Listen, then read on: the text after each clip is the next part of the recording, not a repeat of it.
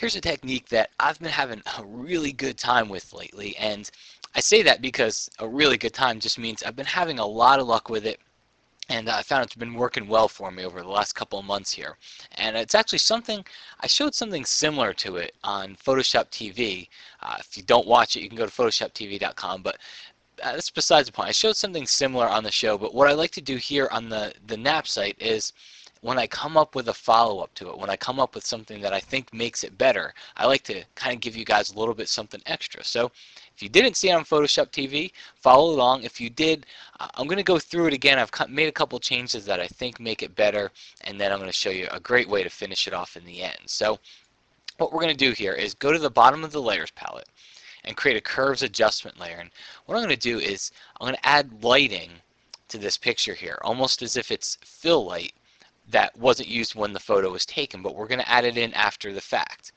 Now I've got this small grid here. You can hold down that Alt key option on the Mac and you can click in the grid to change it.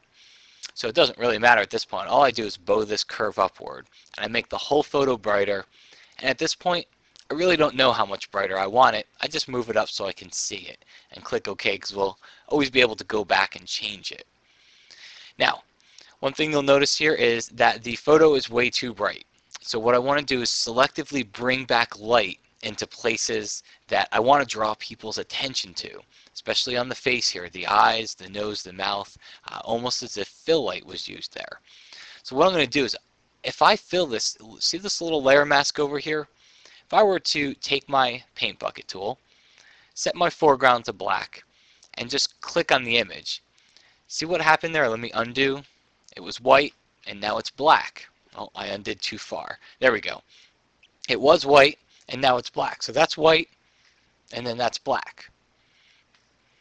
So as you can see, when it's white, well, I can see all the effects of that curves adjustment layer, but when it's black, I don't see any of the effects of that curves adjustment layer. So that stands to reason, if I grab my brush and I select white as my foreground color, why not just start painting on here to start showing through the effects of that adjustment layer. So I'm going to reduce the size of my brush, and watch this. I'm going to paint with white. Maybe drop your opacity down to maybe about 70%. If you've got one of those pen and tablets, this is a great time to use it. I just happen to just be doing with this a brush right now, but this is a great time to use that pressure sensitivity. And watch this. Look at that. Just start painting a little bit of light right back into that photo.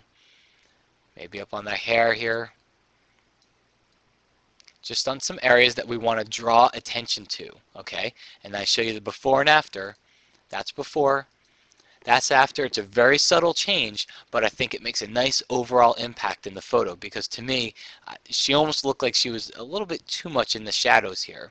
And after, I think it adds a real nice lighting effect, and then you can just drop your opacity down. Now let's take a look at another photo here. And I'll do the same trick. I will go to the bottom of the layers palette. I'll add a curves adjustment layer and then just move my curve upward.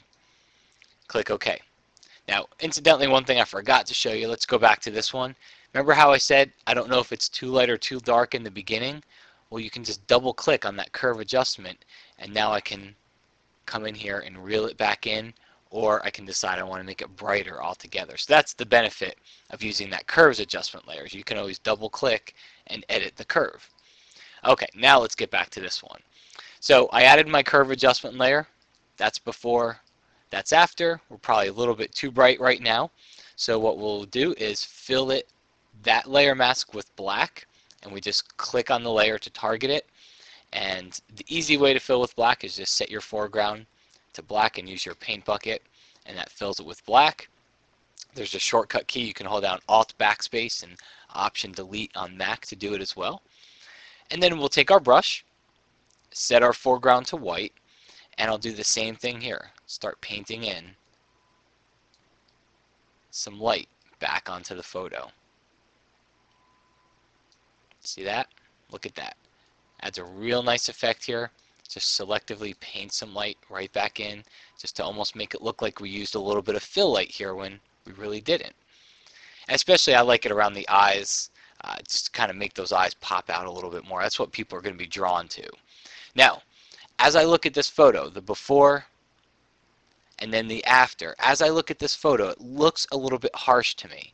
Right along here and right along here. It looks a little bit harsh.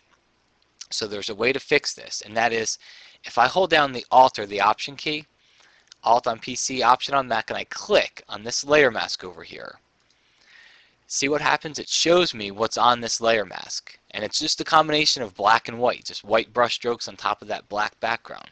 Well, this layer mask is actually just like any other layer, which means that I can apply a filter to it.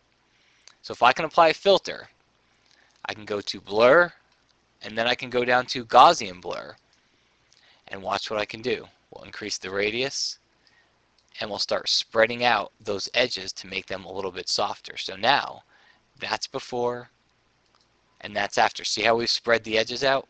Do it a little bit more here. Don't go too far, but we can get away with pretty good amount here. For a low-res photo, you're probably looking at about 8 or 9 pixels, and for a high-res photo, you might be looking somewhere up in the 15 to 20 range. So that's before, and that's after, so I'll click OK.